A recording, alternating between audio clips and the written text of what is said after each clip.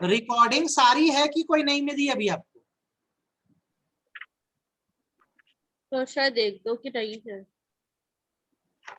चलो आज क्या पढ़ रहे हो ये सुन लो बेटा, अच्छे से ध्यान रखना।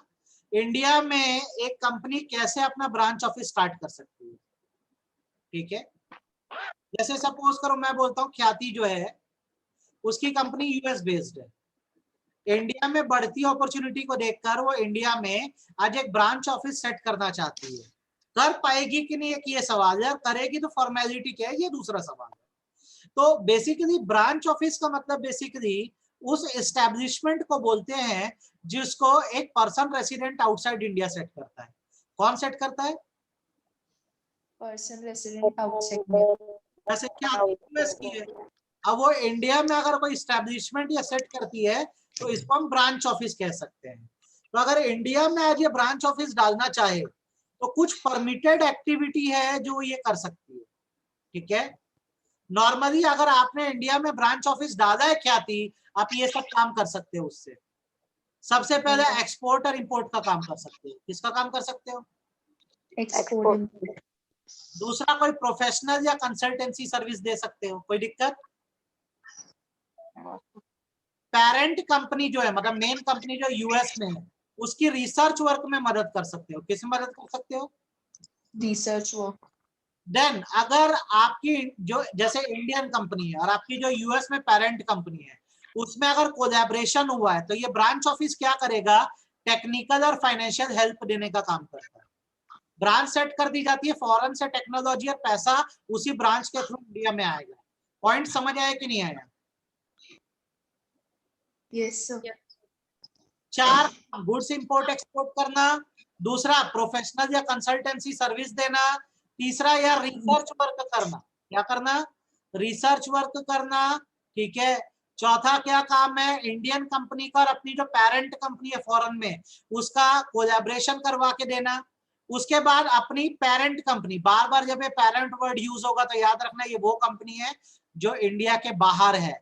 इसने इंडिया में ब्रांच डाली है तो ब्रांच क्या कर पाएगी? अपनी कंपनी को रिप्रेजेंट करके इंडिया में गुड्स के बाइंग एंड सेलिंग करवा पाएगी। वैसे इंडिया में आईटी वर्क कर पाएगी, सॉफ्टवेयर डेवलपमेंट का वर्क कर पाएगी, ठीक है? यहाँ पर टेक्निकल सपोर्ट प्रोवाइड कर पाएगी उन प्रोडक्ट्स के लिए जो पेरेंट कंपनियां इंडिया में सप्लाई करती हैं। जैसे फॉरेन से मान लो माइक्रोसॉफ्ट का या सॉफ्टवेयर आ रहा है तो यहाँ पर बहुत सारी ब्रांचेस है माइक्रोसॉफ्ट कंपनी की जो इसको क्या करती है? असिस्टेंस देने का काम करती है। कितना क्लियर है? समझ आया कि सिर के ऊपर से गया? आ गया सर। चौथा, कोई फॉरेन एयरलाइन है या शिपिंग कंपनी है वो भी अपनी ब्रांच है जो है दूसरे देश में डाल सकती है। आपको वर्क समझ आया कि नहीं आया पहले तो ये बता दो आप। ये वर्क समझ आया कि नहीं? ब्रांच ऑफिस क्या क्या कर सकते हैं? Yes sir. पढ़ लो एक बार, कोई डाउट हो तो बताओ। कोई ऐसा पॉइंट जो उसमें एग्जांपल से बता दूं आपको, कोई ऐसा पॉइंट जो मैं आपको एग्जांपल से बता पाऊं और एक बार देख लो, आपको कोई तकलीफ हो तो आप बताओ।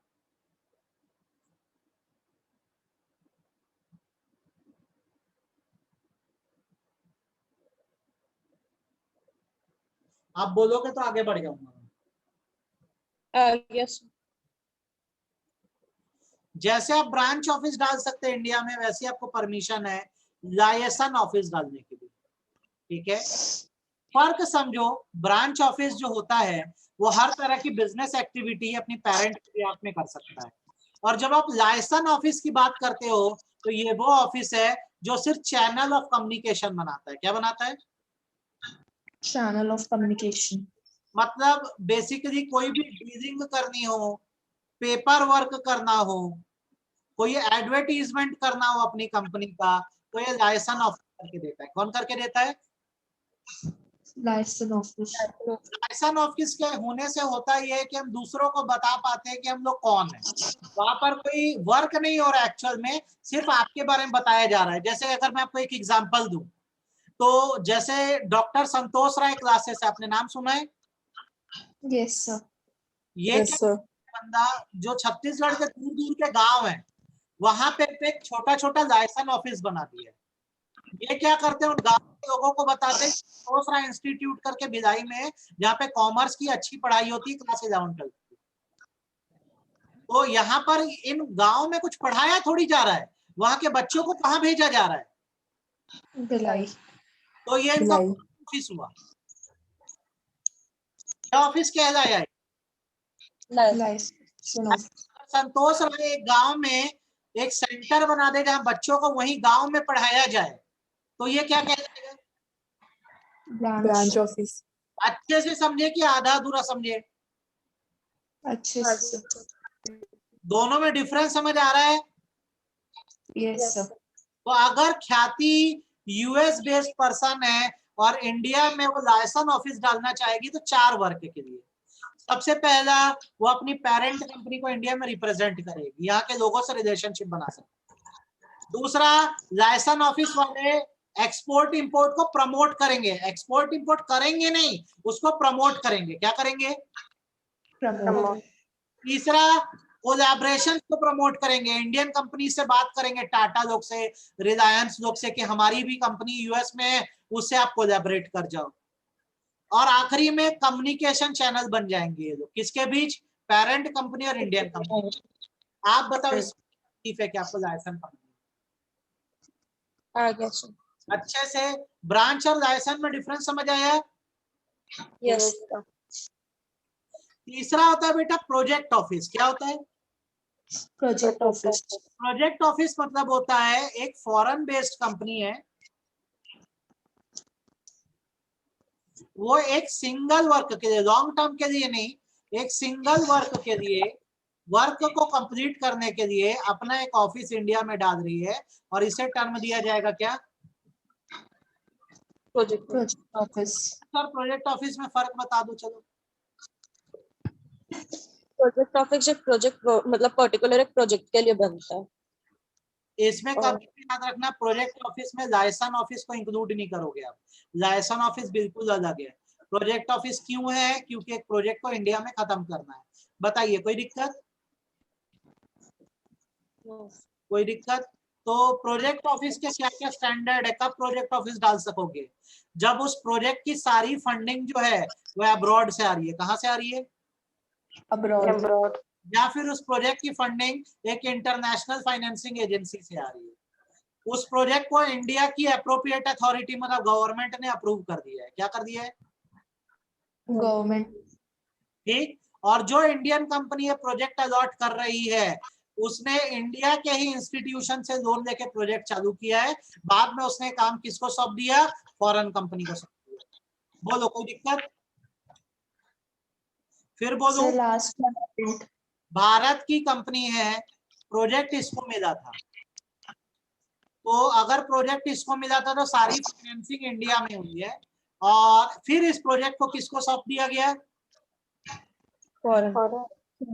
अगर ऐसा अगर सिचुएशन है तो फॉरेन कंपनी अपना प्रोजेक्ट ऑफिस डालेगी, काम को कंप्लीट करके देगी। बोलो, कोई दिक्कत? No sir. अच्छा, समझ आया? कोई दिक्कत? अब इसमें ना जैसे जनरल क्राइटेरिया पढ़ते हैं कि इंडिया में आपको जैसे बीओ डालना है। बीओ मतलब क्या?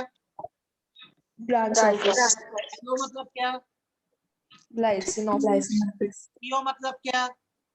Project office. कोई भी फॉरेन कंपनी, जैसे एक बॉडी कॉर्पोरेट भी हो सकती है, फर्म या एसोसिएशन, उसको इंडिया में बीओ पीओ या एलओ बनाना है, तो उसको क्या करना होगा?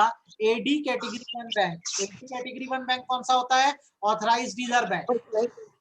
उसके पास ये क्या करेगी? एप्लीकेशन डालेगी, और ये बैंक एप्लीकेशन को किसको फॉरवर्ड कर देगा? आरबीआई को फॉरवर्ड। बताओ, कोई दिक्कत? ये बात चलो, अब ये जनरल क्राइटेरिया नंबर 1 हो गया।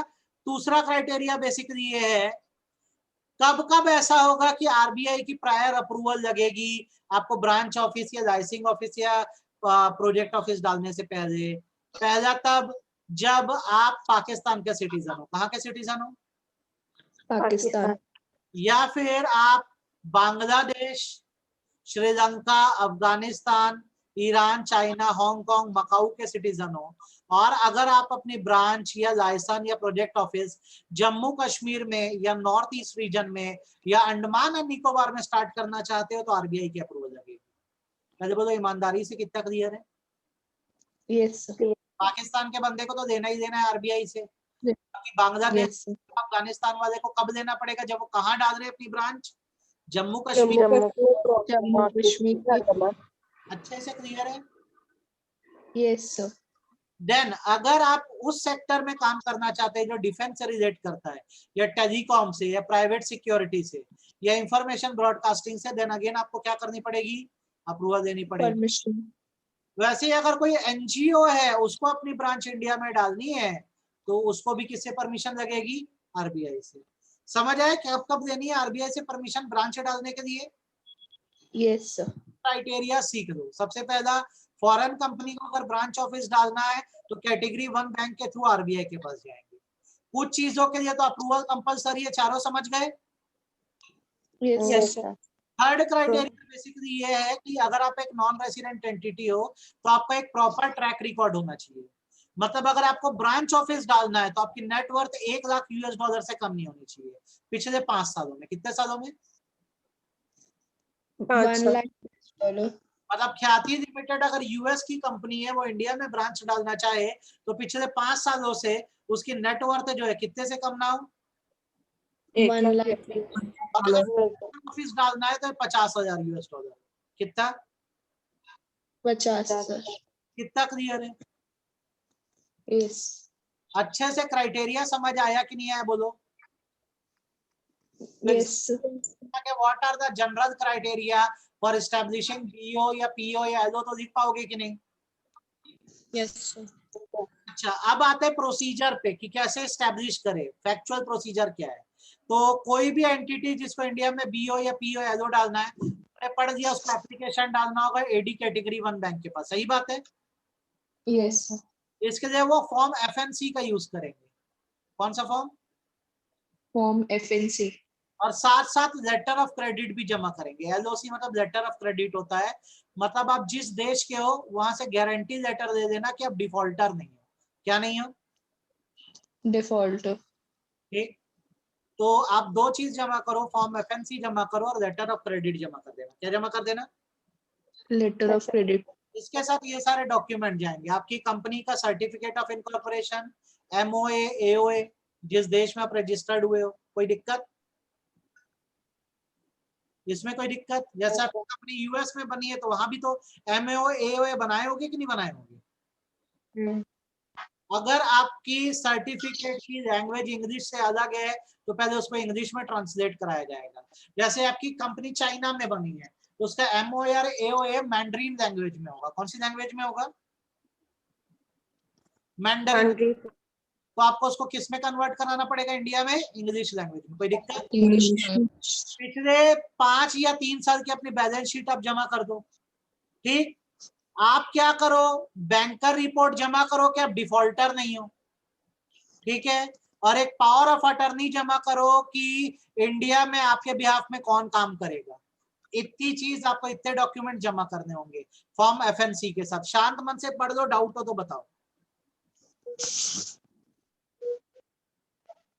शांत मन से पढ़ लो, कोई डाउट हो तो बताओ।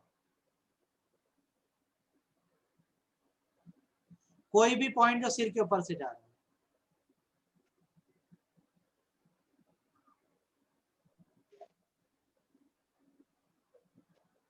क्लियर है? बोलो हाँ या ना। Yes, sir. Yes, sir. तो जब आप Yes, sir. एफएनसी और ये सारे डॉक्यूमेंट एडी कैटेगरी 1 बैंक के पास जमा करोगे तो बराबर पूरा वो चेक करेगा कि कहीं कुछ गलत तो नहीं है। फिर जब वो सेटिस्फाई हो जाएगा तो आपको अप्रूवल दे देगा इंडिया में बीओ पीओ या एलओ डालने की। बताओ कोई दिक्कत? अप्रूवल देने से पहले आपके फॉर्म की एक कॉपी वो आरबीआई के पास भी भेजेगा। किसके पास भेजेगा? RBI. आपको एक यूनिक आइडेंटिफिकेशन नंबर दे देंगे। जैसे कंपनियों को सिन नंबर मिलता है ना, आपको यूनिक आइडेंटिफिकेशन नंबर दे दिया जाएगा। कितना क्लियर है? Yes. आपको जब अप्रूवल मिल गई है तो जैसे आपका लाइसेंसिंग ऑफिस है तो इसका वैलिडिटी पीरियड 3 साल का होता है। कितने साल का होता है? 3 साल। अगर आप एक एनबीएफसी चला रहे हो लाइसेंसिंग ऑफिस के फॉर्म में या कंस्ट्रक्शन के काम में लगे हो तो वैलिडिटी पीरियड 2 साल का होता है। कितने साल का होता है? 2 साल। कितना क्लैरिटी है ये बताओ यस सर। अच्छे से। अब जैसे आपको अप्रूवल मिल गई, क्या मिल गई? अप्रूवल। अप्रूवल मिल गई है तो आप इसकी इंफॉर्मेशन कैटेगरी 1 बैंक को भी दे दो कि अगर आरबीआई से कोई जानकारी चाहिए थी तो आपको मिल चुकी है या आरबीआई से आपको अप्रूवल मिल गई है। अब बता दो एक बार कैटेगरी 1 बैंक ताकि उनको ही पता रहे। बताइए कोई दिक्कत? No sir. अच्छे से यस सर। कोई डाउट इसमें?